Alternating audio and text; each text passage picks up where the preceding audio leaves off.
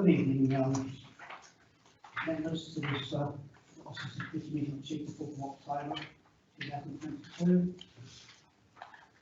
Any member of office, I read out the House rules. Any member of office is in distant attendance with an electronic device should mute to avoid feedback. In remote participation, please keep your camera and microphone off unless you wish to speak. And ideally, do not use the camera facility at all. This can affect the quality of the meeting. The meeting may be recorded and data collected during the recording of the meeting to retain in accordance with Council's data retention policy. Recording of the meeting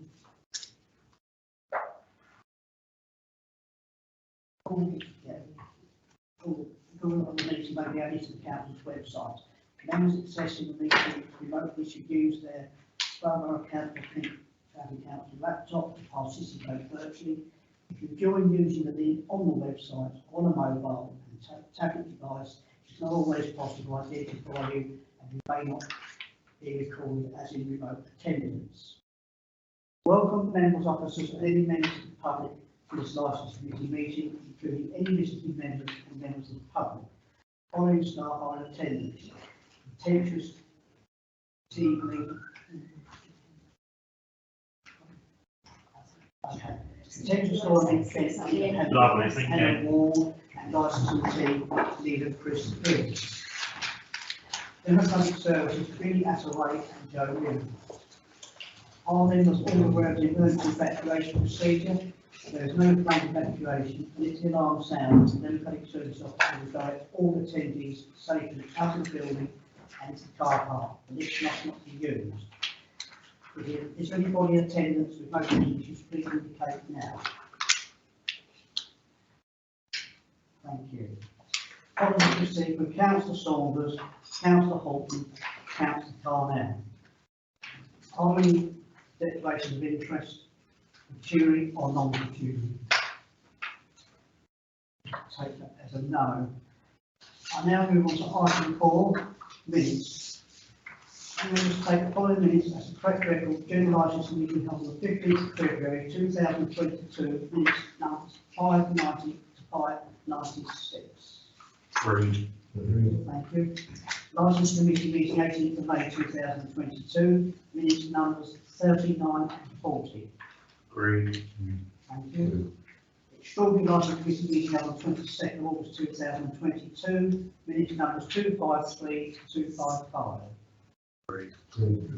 Yeah. Licensing Subcommittee meetings held on the 17th of February 2022, 10 AM, minutes numbers 597 to 601. Agreed. And 17th of February 2022, 11:32 AM, minutes numbers 602 to 606. Agreed. Agreed. Thank you. 6th of June 2022, 10 AM, minutes number 4146. And 25th of August 2022, 10:15 AM, minutes number 256 to 260. Members in agreement? Mr. Chairman, on the 6th of June one, did you say from 41? 41 to 46. Oh, I must be missing the whole bunch. I've only got 42. Okay, that's fine. Are you in agreement, Councillor? Yeah, that's fine. Thank you. Yeah. Thank you. As we have some members of the public wishing to speak on item 7, taxi policy, I will move that agenda item forward. Item 7, taxi policy, I invite Chris Bill's licensing team leader to introduce the report. Thank you, Chair. I'm not saying this instruction is fairly lengthy, but the taxi policy is fairly lengthy too. So members will recall that at the 15th of February 2022 meeting of this committee, approval was given to put a draft taxi policy out for consultation with both the taxi trade and members of the public. This report now presents the results of the consultation and asks members to consider what they feel should be included in a final draft policy, which would then be updated and final approval for publication from the chair of this committee. Whilst it is not a statutory requirement to have a taxi policy in place, Swale have published a policy since 2014, and it is a valuable tool for both the trade and the public in that it sets out legislative requirements and the council starts as to how it will licence and regulate the taxi trade. This draft policy includes statutory standards that were published by the Department for Transport in July 2020, which was issued to set out measures to protect the travelling public, particularly in relation to safeguarding. The draft policy, which is attached as Appendix 1, and a summary of the proposed changes that have been incorporated into the policy are shown as Appendix 2 on page 127. The majority of the changes have been to provide additional information of the greater clarity, and I would hope are self-explanatory. A consultation ran between the 7th of March until the 27th of May, and despite the widespread nature of the consultation, responses were low. So it was decided that a further consultation with the trade, which was conducted between the 24th of June and the 5th of August, and face-to-face meetings were held with the trade so that they were fully aware of the proposed changes and could ensure that they could make comment where they considered necessary. All responses, including additional comments made at the face-to-face meetings, have been entered into a grid which is shown as Appendix 4, page 141 of the agenda, together with officer comments and recommendations where it is considered that the draft policy could be amended. There is one major change which would affect the change, which is about what stance the Council wants to take regarding the climate emergency in the taxi fleet. There are three proposals which are shown as paragraphs 3.3.1 to 3.3.3, which are, from the 1st of April 2023, all applications to licence a new vehicle, which is not a renewal of an existing licence plate, must be for low emission vehicles, which means they would have to be either all electric, electric fuel hybrid, or Euro 6 compliant, with petrol or diesel vehicles. From April 1st of April 2023, all new licensed petrol or diesel vehicles will only be licensed until the 1st of April 2030, and also any existing petrol or diesel vehicles licensed before the 1st of April 2023 would also cease to be licensed from 1st of April, from 1st of April 2039, apologies. From the 1st of April 2025, all new vehicle licence applications must be for vehicles that are ultra low emission, that is less than 75 grams of CO2. ULEV includes battery electric vehicles, extended range electric vehicles, plug-in hybrid electric vehicles, or fuel cell electric vehicles. This particular issue has caused a great deal of concern within the trade. Members will note that Appendix 3 on page 134 are comments received from Mr. Mark Richards, the George Whitney operator of City Hall House. Additionally, within the group are detailed comments from Mr. Tristan Aspie, also of City Hall House. Both gentlemen are in attendance this evening, and with the leave of the chair, would like to speak to the members to voice their concerns. The issues raised in this regard, and which you may wish to consider, have been summarised in some detail at paragraphs 3 and 4 of the report.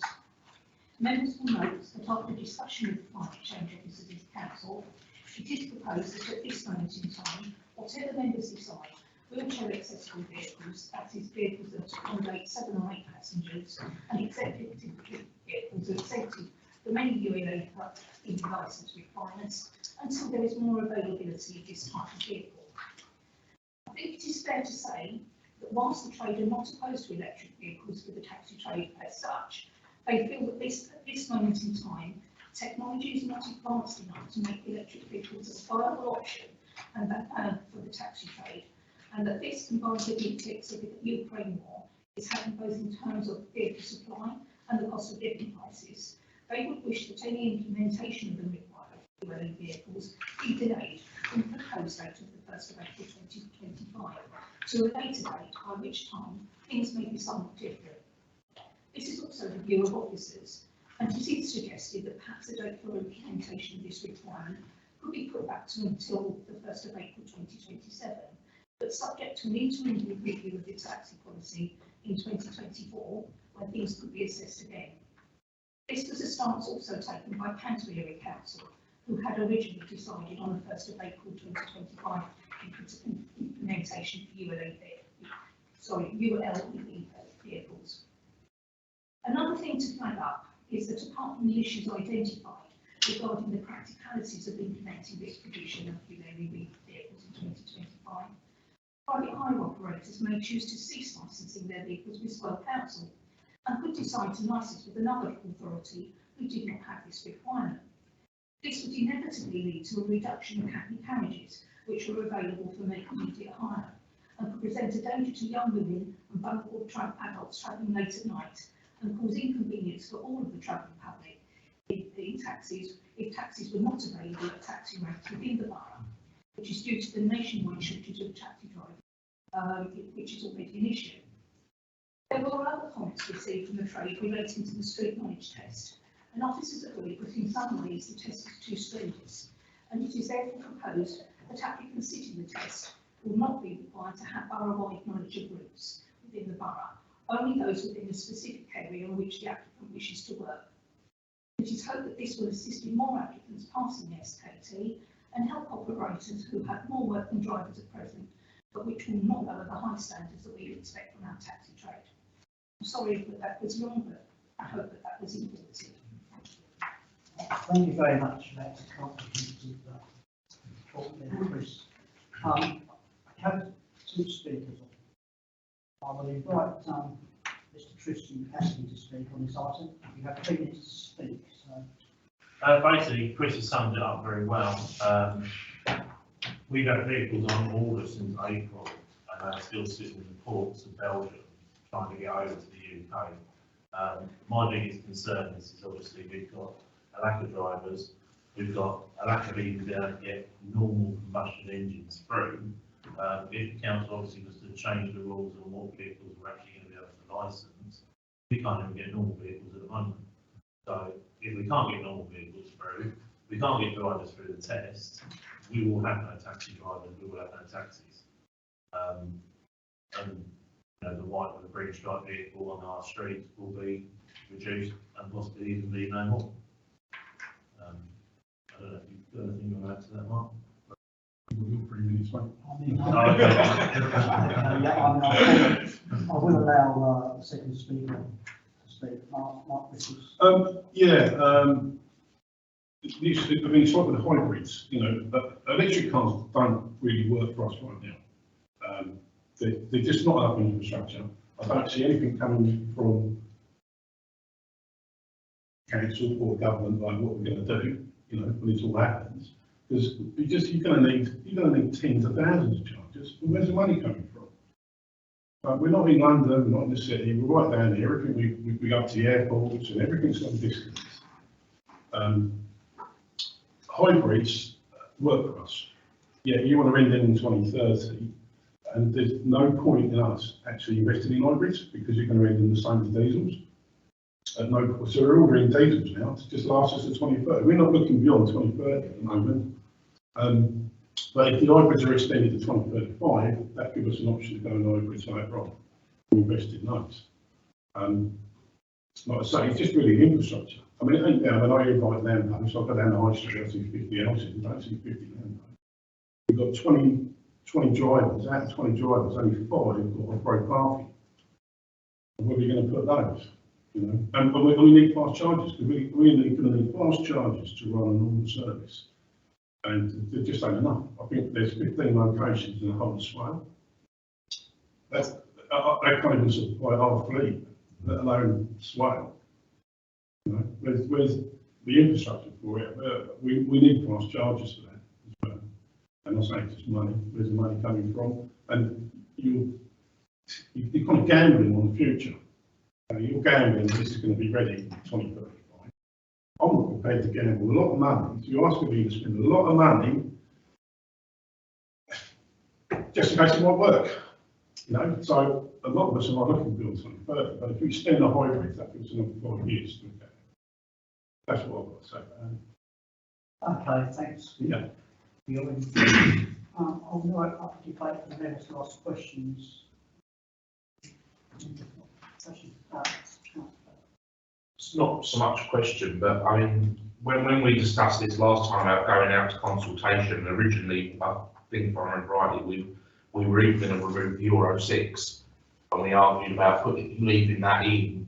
But I think even since then, when we agreed to go out to consultation, a lot has changed in the world, and a lot of things have, and I think it is right that we are really looking at this, and I think Chris hit the nail on the head. I mean, in this report, it says that there weren't much response from the trade.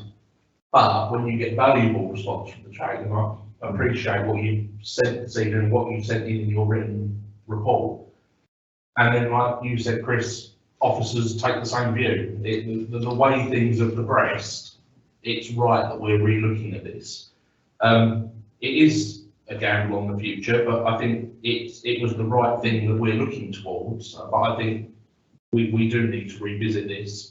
And like you say, we're reviewing the policy, was it 24?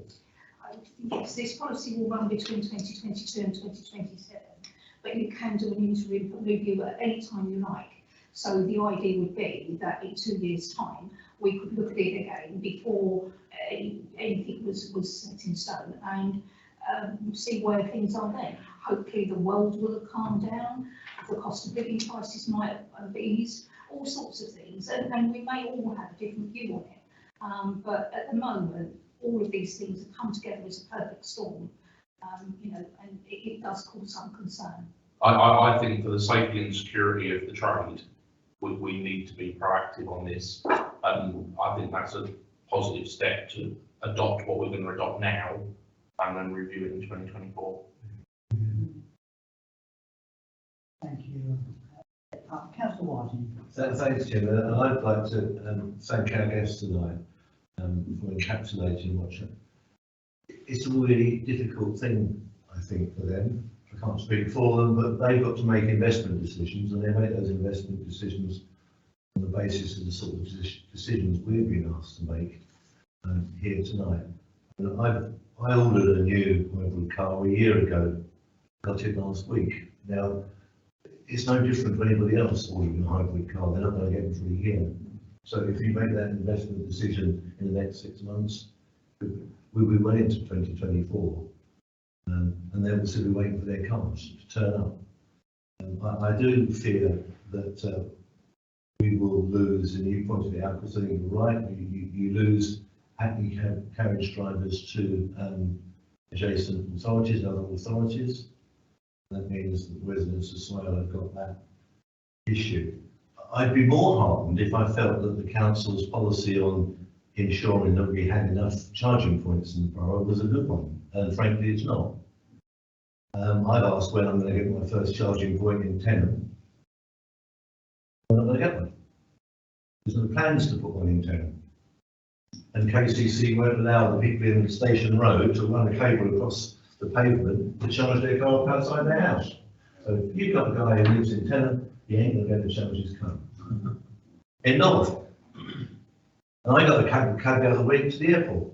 It took me to the airport, it will come home again, and it had another one to the airport straight away, and it had a school one to do at some point. Now, you can't do that on the charge. So what we're doing here is we're kind of laying down a recipe that is set to fail. It is set to fail. Now, I agree, we should be moving towards all these things. I mean, Euro 6, and yeah, I've got Euro 6 coming up, I'm fine. But you're going to have to wait a year or so.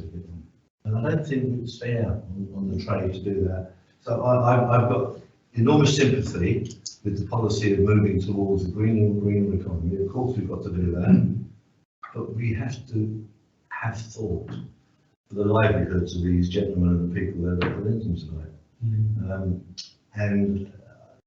So I'm finding it really difficult, even to adopt what we're suggesting here now and review it in 2024. Something more definite about the 2035 date for them, I think, would be a better solution tonight. But perhaps you can, perhaps through you, Chairman, Christian, come up with some words to. Councillor, totally. I was put in a position that when you're reviewing the policy, I had to recognise the council's declaration towards being carbon neutral by 2030. So it would have been wrong not to have included anything within a policy at all.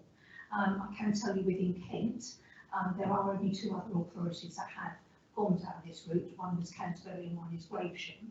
And I felt that, you know, I've always got the feeling from members that you wanted us to be very proactive, be pathfinders and be a licensing team that can be proud of. So that was why it was included. But I think that when it comes to the wording as to the dates were without finger pointing, but they were suggested by my climate change officers, colleagues. And yeah, that's fine, that's what we recall at the February meeting, they were supported by Councillor Valentine. But after speaking to the trade, and particularly Mr. Aston and Mr. Richards, who are extremely proactive and very, very good operators and very candid about how they go about their business. And if you combine that with whatever's going on, I personally feel, and this is my personal view, but I feel that it should be put back. You know, but as I say, we can do an interim review. So we can still do that even if you put the dates back, because we can then see where we are in 2 years' time, and things may change, and you know, we will have a better take on it. But that is just a personal view. I appreciate, if I may, Chair, I appreciate that, and very, very much you can do it, Christine. I think it's we have to be pragmatists as well as idealists, don't we? And we want to move somewhere, but we have to be pragmatic about how we're going to get there, and the damage we might do if we move too quickly to the livelihoods of hundreds of taxi drivers and their families. So I don't know quite where the words might change in the recommendations that would allow us to move. If people were, if the Western Committee was so minded, what that would look like. I was going to say, so we're talking to something, I'm happy to propose option D under 5.1, which is members adopt the modified proposals contained within the draft policy, but in regards to the vehicle specifications, we decided the start date of the 1st of April 2027 for all new vehicles to be ULEV, and would be more appropriate subject to an interim review in 2024. So that's what my proposal is. So you're proposing that. Have you got a second on that? Councillor Jackson seconds that proposal. Let's put this to the vote. Come on. You've got to debate. So. Yeah.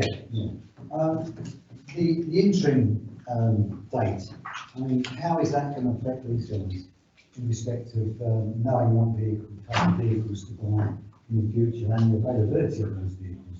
I mean, 2024, if you're ordering vehicles now, they're not going to get here till 2023 or 2024, and then we go to we've got an interim review, and we've got to have something that's going to fall in line with your aspirations in respect of getting vehicles to run your business.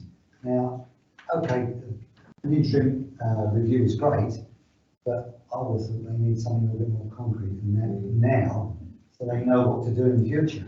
Yes, we can still have an interim review, but you've got to give them a date, a figure where they can actually run a business and not be stifled in respect of us changing our minds or something else happening, because it's going to put them in a position where they cannot fund it. So I think what you're saying, Councillor, is we're talking about, and remember the 1st of April 2027 will be for new vehicle licence applications having to be ULEV.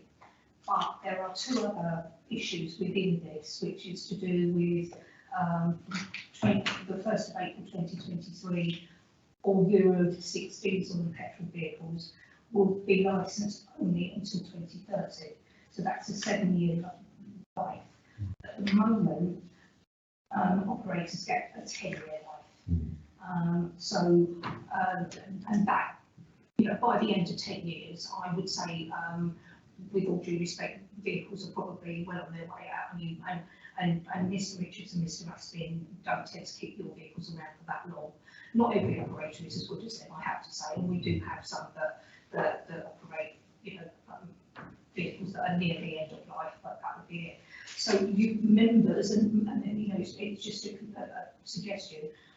Would you want to put that particular thing back so that from the 1st of April 2023, they are still Euro 6, but they get their full year, they get their full 10 years, and so that would then they get it, and they would cease to be licensed from the 1st of April 2033.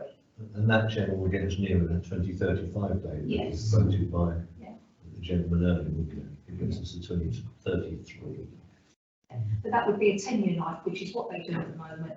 And you buy vehicles on that understanding that you're going to get 10 years out of them. So that may be something that members of you may wish to consider. Yeah, I'm happy to propose that, but, sorry. I think things are going to change in the next few years. I think that is really kicking in too far into the long run. But my understanding was that those older vehicles are going to be phased out completely by that stage anyway for new vehicles. You won't be able to buy a Euro 6 or what have you after 2030. They're not being produced. The second-hand market still exists, doesn't it? And people don't have to hand their keys in.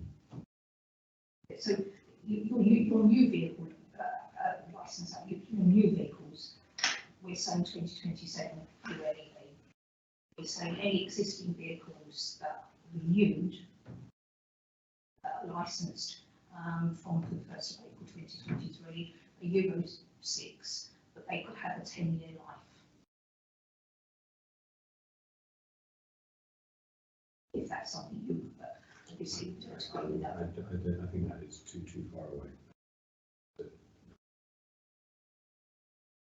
Direction, I think will quite different. So in other words, what we're saying is that you would prefer that it was kept as it was in the 7-year life, 2030. Councillor. Councillor Clark, I thought you put your hand up. No, Sorry. I was going to propose that we go for the 10 years because I do think I've put a lot of store behind what we've heard and the difficulties going to cause people. And also taking into account, Chairman, what Chris has said about the likelihood that operators will be using their cars beyond 7 or 8 years anyway. They've got a 10-year life, as it were, under their licence, but most don't use them that long. And most would replace them before that anyway. But most do replace them before that, which perhaps would answer Councillor Gould's concerns. But actually, a lot of these cars will come in after 7 years, 8 years. And we're not kicking it that much into the long grass. What we're trying to do is be pragmatic about what is feasible to maintain a decent taxi service in the borough. So I would propose a 10-year change in the wording that Chris has alluded to. So you're proposing 10 years, and then Councillor They're two different elements, I think. Yeah, okay.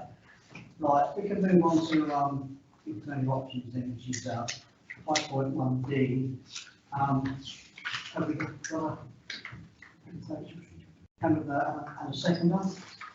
Councillor Jackson. So can we put that to the vote? Hands up.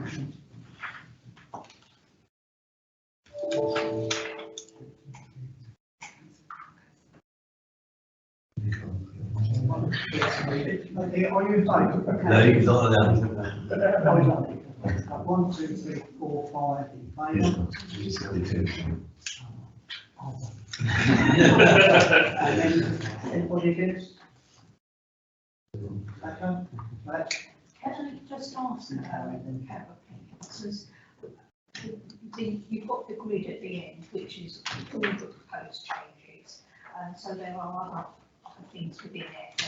Are you happy with the things that have been suggested, particularly around the street knowledge test and doing away with the borough routes, which we feel not something that we need, and just having area routes? There are other options in there to do with lowering the age of licensed drivers, which at the moment has been 21, but we are now proposing is that anybody that's got a year's driving licence can apply to become a driver, but between the ages of 18 and 21, we would hope that they have no penalty points on their driving licence. Are you happy with that? I completely agree with the street knowledge test. If you're a hackney that's primarily operating on the island, coming in and having to do a test on the roads in Faversham does seem to defy some sort of logic. If you're, I can understand why we had it originally, because if you pick someone up and they say, I want to go to Faversham, you're expected to know, but a borough this vast, I think it is expecting too much, especially in the modern world where most cabs now have sat-nav, have PPAs.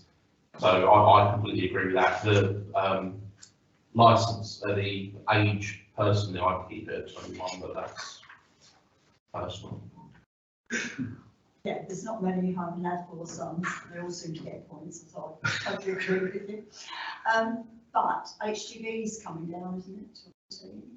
That I don't know, councillor. I have to say, I've heard rumours that possibly because they can't get the, Drivers. Yeah, I mean, we know if you HGV compared to a taxi, I can't see any problem, plus it helps employment. You know. To be perfectly honest, the only reason it was ever really 21 was because of the insurance issue, because obviously insurance is extremely expensive for young people anyway, and if they're going to be insuring for hire and reward, it will make it even worse. Having said that, if somebody's prepared to pay that insurance, is that down to us to actually preclude them from the chance of employment, just on that alone? Which is why, but we thought that, you would look carefully if they had any DVA points between the ages of 18 and 21, and consider each one on its individual merits. Thank you, Chris. Right, there are three recommendations. Do I have a proposal to agree recommendations 1, 2, and 3? And the amendments, yes. The amendments. Right, so that's for the amendment. That's your That's one. my amendment, I guess, is that either 3.3, taken up on page 31, in 3.3.1 or 3.3.2. We extend that to the full 10 years, not the 7 years as suggested. I don't know where it would sit for you, Chair. Is it in 3.3.2? Yes, 332. So you'd say instead of where it says it ceased to be licensed on the 1st of April 2030, you would just say ceased to be licensed on the 1st of April 2030. All we've had that out was, Pardon? if we're not changing something, do we actually need that? I think you need it. No, you don't. In actual fact, you could take that out. We could just take No, I 3.3.2 out. feel But Well, you could simply change the year to 2033. Would probably be the easiest. Instead, so in 3.3.2 on page 31, Yeah. wherever it's the reference to 2030, the two references to 2030 would read 2033. moving to 2033. I propose that change, that amendment. Yeah. We've got a second to that? I'll second that. Right, so we'll vote on that now. So those in favour?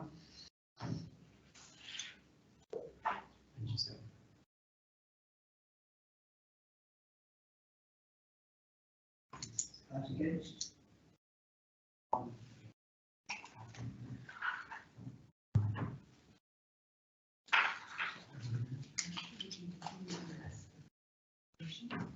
So that deals with.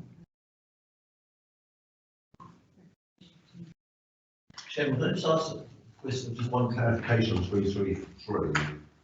That does include the petrol hybrid vehicles, doesn't it? The one there. From 2021, if we say 2027, yeah,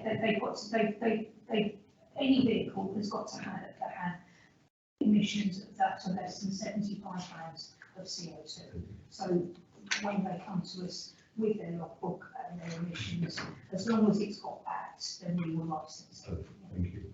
Thanks, Chairman. Right, I'll then go on to the recommendations. Recommendation, right. Can I have 2 and 3, please? Show of hands. Recommendations 2. Can I get a clarification quickly on recommendation 3? What are we classing as a minor amendment to the appendices? Things like we used to do when you were chair, councillor. Would agree with me. So if we found that there'd been, prime examples, I think that we said 24 months for penalty points instead of 36. So we said that was a minor amendment. So it would be things of that nature, rather than things that would have a fundamental change on the taxi trade, which you would then have to put out to consultation. So it would be things of that nature. Okay.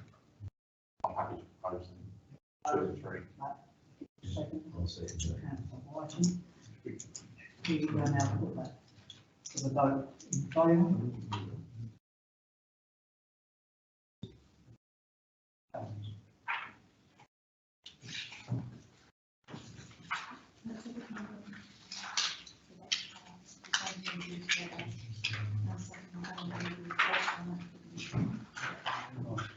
Okay, well, thanks everybody on that.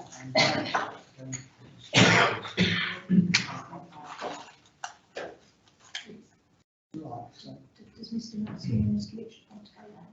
yes, you can do the meeting now. Yeah. Yes, we're all done. Thank you. Thank you.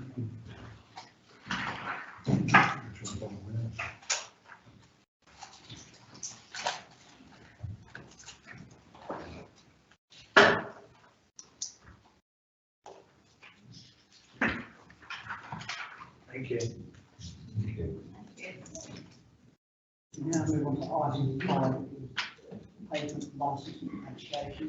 I'd like Chris Hill's licensing to be introduced to the report. Thank you. I might have to try, so if I slip up, I apologise. So members will recall that on the 25th of June 2020, the government announced relaxations to planning and licensing laws to help the hospitality industry recover from the coronavirus lockdown.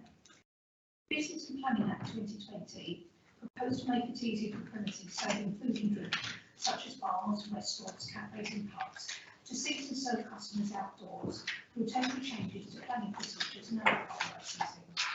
The Act also introduced a new temporary fast-track process for these businesses to obtain permission in the form of a pavement licence from Slough Borough Council for the placement of furniture such as tables and chairs on the pavement outside their premises to enable them to maximise their capacity whilst at the same time adhering to social distancing guidelines that were in place at the time.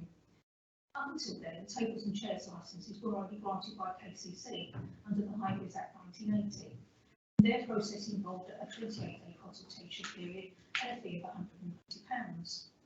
The new temporary measure given to local authorities placed a cap on the application fee of £100 with a 14-day determination period, ensuring that businesses obtain licences in a timely and cost-effective for the business manner, leading to their financial recovery.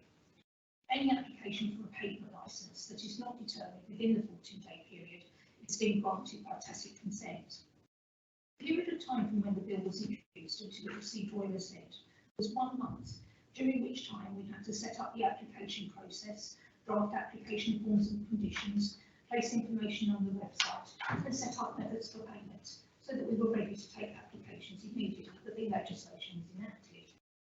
On the 3rd of August 2020, a report was presented to members of the General Licensing Committee informing them of this new legislation and the work of the licensing team, and to request that the temporary delegation was given to the then Resilience and Licensing Manager to consider applications under the requirements of the legislation and to grant or refuse applications as considered necessary.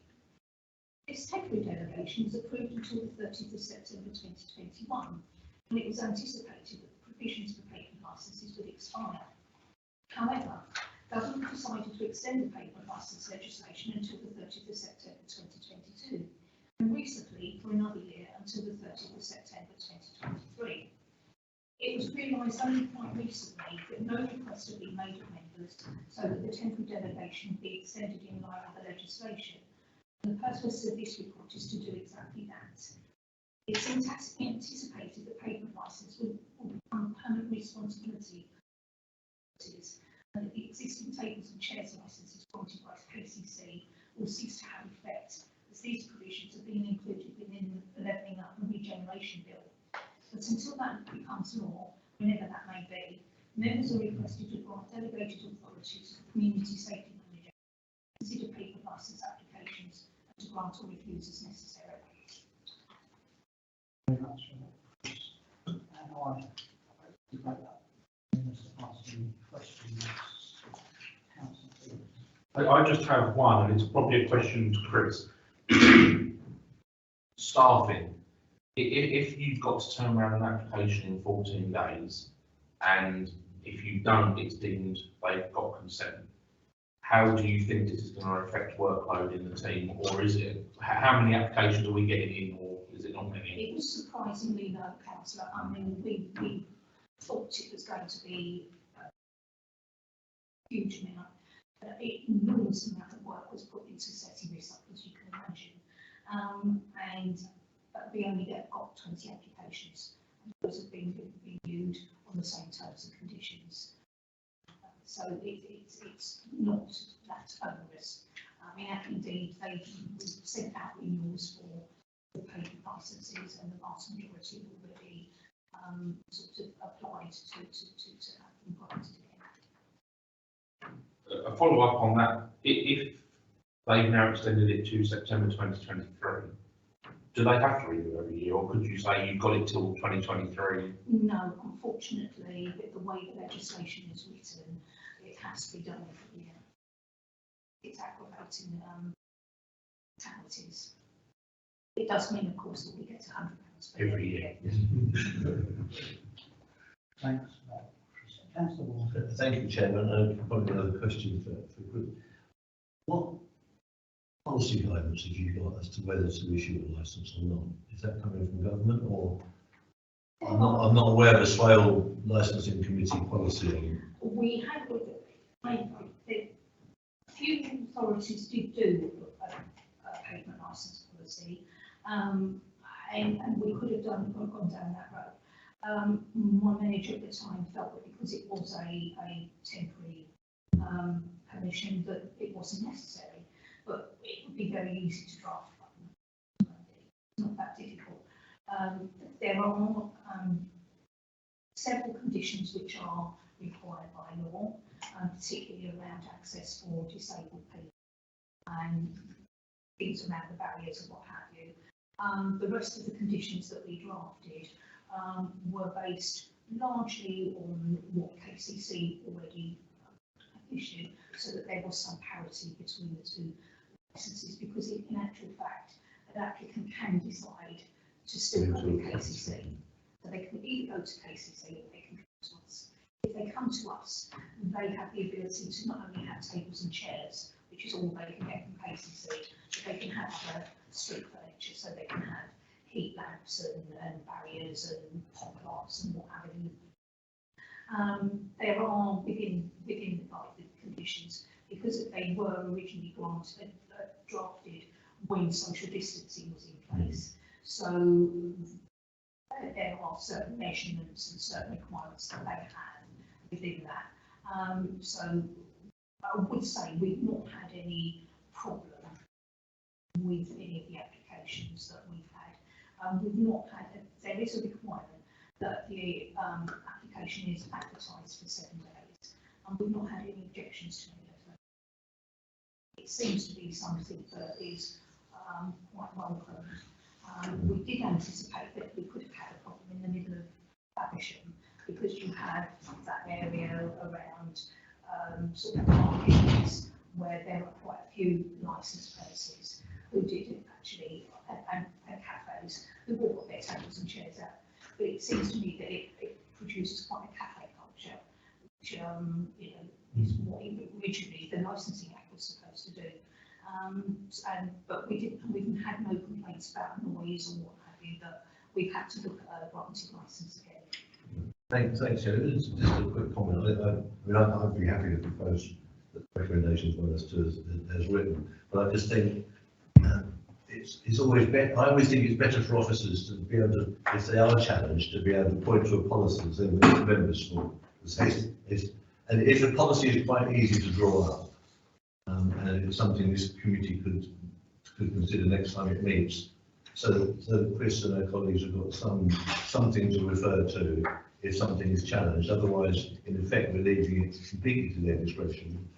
And I think it might leave them vulnerable if there were to be complaints. And if it's not too onerous a task, that suggests that something comes back on the agenda. Even if it were the onerous of the council, I'm more than delighted to. Policies seem to be the thing that, I do. So I'm quite happy to bring that back to the next committee.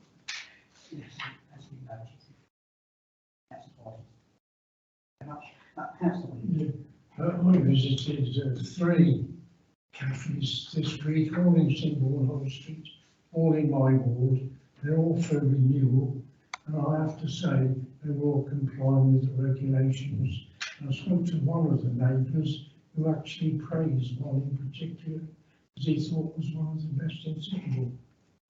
So I've got no qualms. Yeah, but I just wanted to agree with, especially if we are saying that this could potentially become a permanent thing, having a policy in place is a sensible thing to have on paper, even if it's just on a shelf that we can refer to. I mean, we'd have to work within the existing legislation. So obviously, if they need to went into the levelling up bill, but the one difficulty that we do have with the way that the legislation is drafted is that we can grant or refuse an application, we can take away, we can revoke a licence.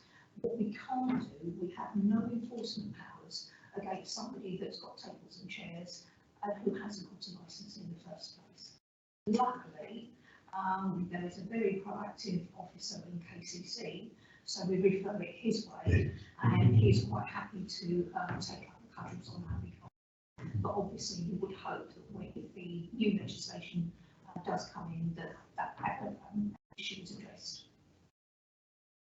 Just to come back briefly, if I may, Chairman, yes. Thank you. And on that point, I think if we do, it's very common when we have policies that if there's a legislative, when we agree the policy, we also agree to delegate to the officer to make changes that are necessary by law without having to come back to committee. Because if the law says 2 is an important number, not 3 anymore, then allowing the officer to do that is a normal delegation that we do when we agree any policy. So expecting there to be legislative, I can't even say the word, changes, I would suggest that perhaps one of the recommendations in the report when it comes to us is exactly that. Gives us the freedom to change things. That's all. Okay. Anybody else wish to speak? If not, we'll move on to a motion second. So 1 and 2. I propose it, Chairman. All those in favour? Yeah. Going to watch this. No, no abstentions. That is carried. Right, we now go on to item 6, review the taxi tariff. I'd like to say the licensee legally to report. Yes, okay, to follow you with my voice.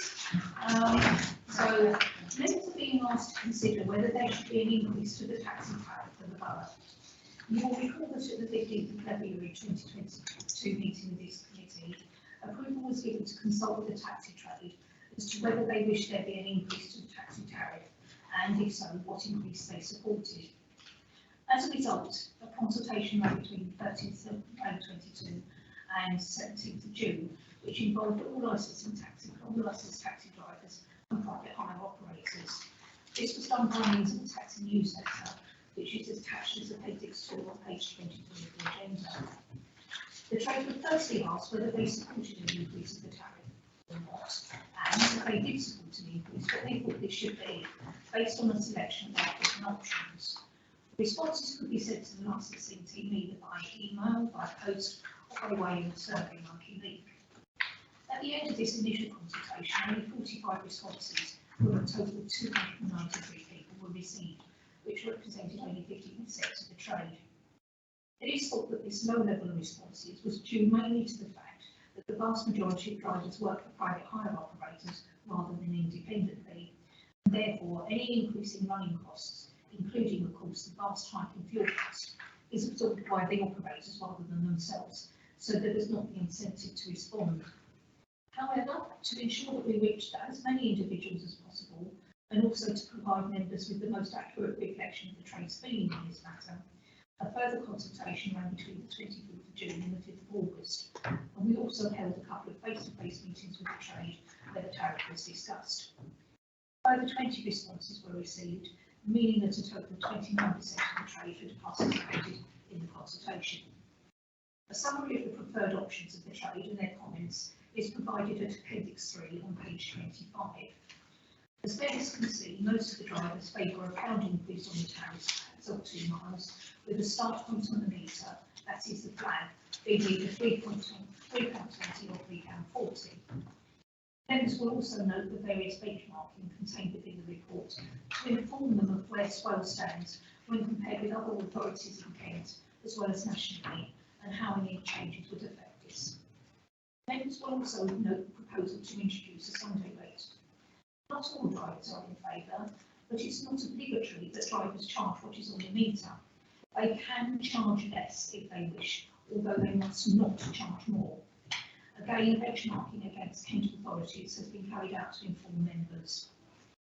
Finally, members are asked to consider whether they think that there should be an annual automatic increase in the tariff, as apparently this used to happen a number of years ago.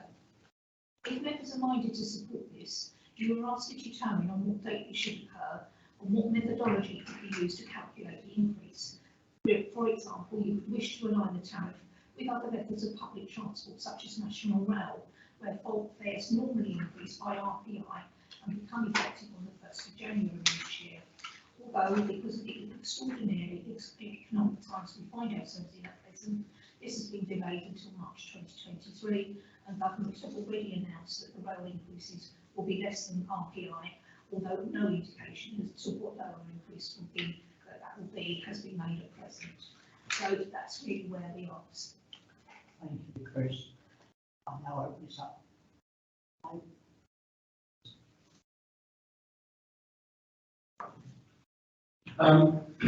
Starting with the fare, I think it is a poor turnout in response, but I think higher than we've had in some years. And I think that is probably reflective of the cost of living. But I think, as I said, when we went out to consultation on this, the thing we've got to consider is it's not just putting the fares up for the benefit of the drivers, but if we put it up too high, it will turn away the public, in which case the drivers aren't going to have the work anyway. I think looking at the consultation responses, the majority have gone for quite sensible. They've either gone for option 1 or option 5. Personally, I'm tempted to give them option 5, just on the basis of the consultation responses that we've got. The only other thing I was going to talk on was I'm not happy introducing a Sunday rate. I think there's some well-reasoned arguments in there of why that's not a good idea to offer double time on a Sunday. It loses the incentive for drivers to work bank holidays and the times when typically operators struggle to get drivers. I saw the one now, I think it was Fanny, no Sunday rate, but hiring between midnight and 6 AM is plus 50%. But I think we've already got time and a half after. I thought. I'm not sure, Councillor. According to the tariff I've got, we haven't. But I can look at that. And if I think we used to. Well, I'll have a look, because if we, it may be an error, and it could very well be an error. But if it isn't, then, as you say, we could put that in, and that would be consistent with what some authorities do. You can see within the benchmarking, quite a few of them have gone for 50. In fact, most of the other authorities have got 50% on the Sunday. But if you didn't want to do that, then there are quite a few that do no Sunday rate, but have late in the evening to early morning. So that could be an option. And that probably would go down well with the trade anyway. And it wouldn't affect the majority of the public.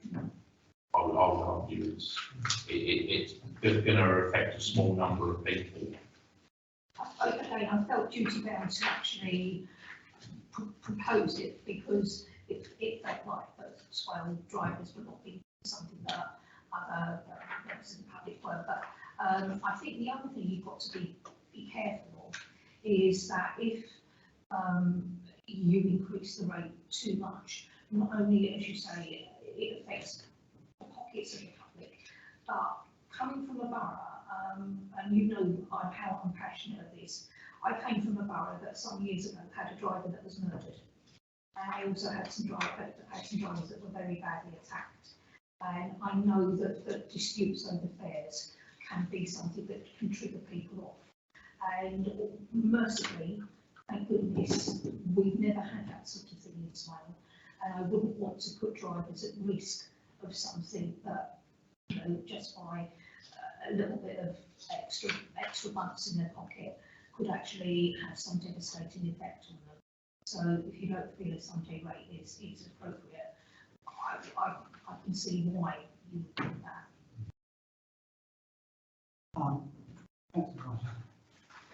Was I next?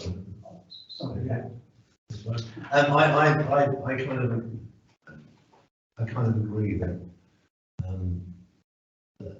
I don't think a Sunday rate is a good idea. For many of the reasons in the report, the responses we got from the taxi drivers who themselves weren't generally in favour of a Sunday rate. So I would be more inclined to support the proposal that didn't have a Sunday rate in it. The other rates are there for New Year and Christmas as is. I did a bit of homework, Chairman, because I get a bit anal about some of this stuff. I applied the railways and I got my numbers from the rail delivery group, which is something the government's involved in and tells you what the rail fares went up each year. And if we'd taken the 2018 base at 680 and applied the rail fare increases that have been applied, we would have got this year to £7.56, which is not far short of the 767. And if we apply now, last year inflation was about 6%, but the government said you're not having that. You can only have 3.8%. So I don't expect they're going to stick a 12.3% mark on this year. They're going to say no, you're not having that. You're going to have something less. This is Mr. and Mrs. Rail Company. So. And if it was 4%, they would take it up to about 786. So I'm kind of in favour of saying, let's set a new base at 760, which it would have been if we'd have followed that formula, and then take as our indicator each year the rail increase rise, which is generally between 2 and 4%. It sits around 3% most of the time, and that saves us, in a sense, revisiting this too often. But we don't have a big lag where taxi drivers find that their figures are 4 years out of date.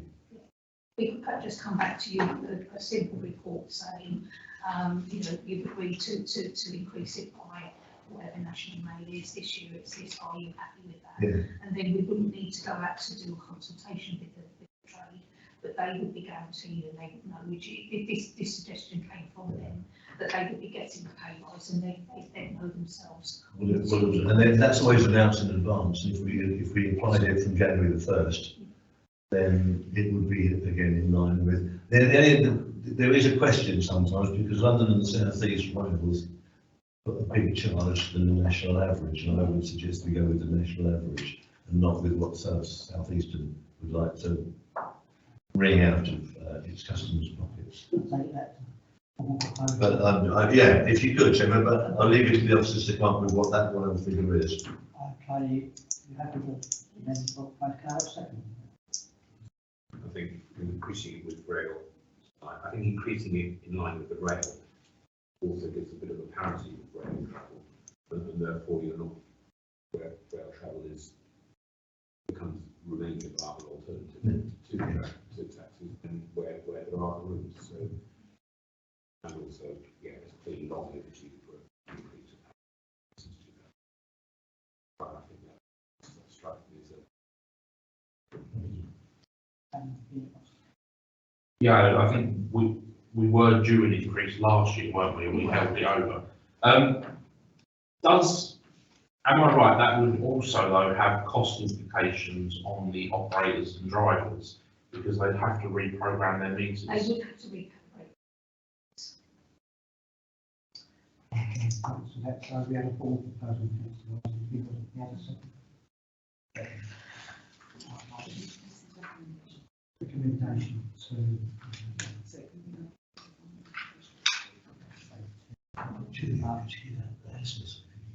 This is only three.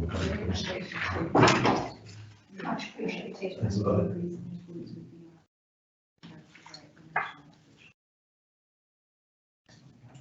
Right, proposal for recommendation. Two. Secondly. Seconded, right, right, I'm going to put that to the vote, those in favour?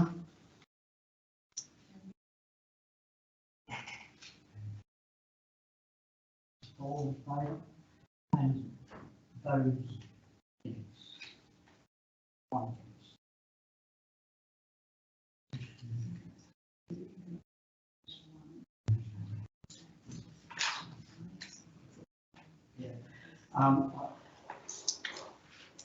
Proposal for the. I'm happy to recommend that we go ahead with a fare increase and we go with option 5, which is the £3.40 flag and the £7.80 fare at 2 miles. If I just talk, I'd say it's 760 rather than 780, but. It's 20 pence over 2 miles. Yeah. So, Councillor Burke's proposed. Oh, no, it wasn't. Okay. So, it is second on. You have seconded it, have you? This time, yeah, okay. So, I think so we're now. Vote to vote for option 5, an increase to option 5. Option 5 is increased. Those in favour? 2, 3, 4, 5.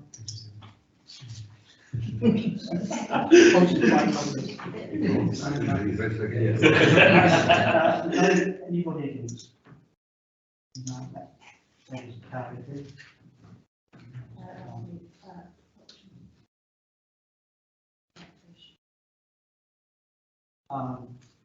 Option 3.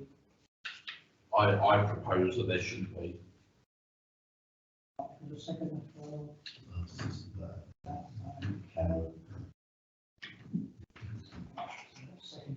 Second line, right? Yeah.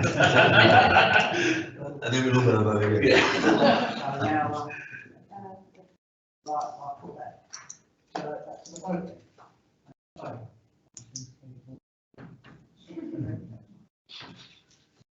Anybody against?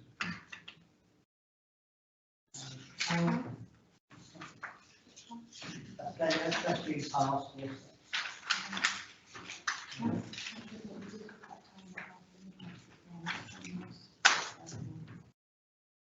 No, I think if Chris can look at the time and a half, because I just always thought that after 11 PM we did have time and a half, but it might be something that we removed a couple of years ago. I'll have a look, councillor, and if it's an error, then I'll let you know, and then obviously it will be included on the. Okay then, close this meeting. Thank you all very much for attending. I'll close the meeting. Well done, Tony.